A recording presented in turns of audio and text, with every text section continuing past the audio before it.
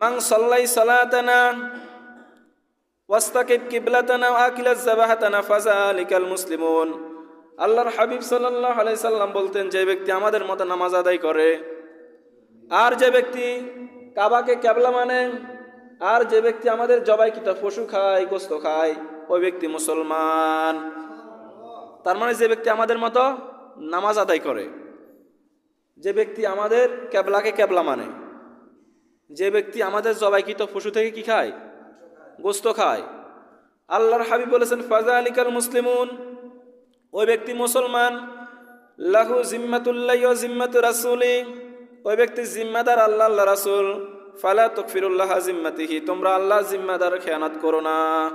দেখেন, তার মানে যে ব্যক্তি নামাজ পড়বে, কেবলাকে কেবলা মানবে, আমাদের জবাইকৃত পশু খাবে, সে যেই দল করুক, চরমনাই করুক, জামাত করুক, আহলে হাদিস করুক, শিয়া করুক, সুন্নি করুক, সে যেই দলে করুক, সেই মুসলমান। তাদের সাথে আমরা কোনোদিন বিরোধিতা করব না, ইনশাআল্লাহ। বলুন, বিরোধিতা করবেন? আজকে থেকে কোনটা কোন দল করে, দল করবেন না। আজকে থেকে যে ব্যক্তি আমাদের এই তিনটা কাজ করবে, আমরা তাদের সাথে কি করব না, কখনো বিরোধিতা করব না।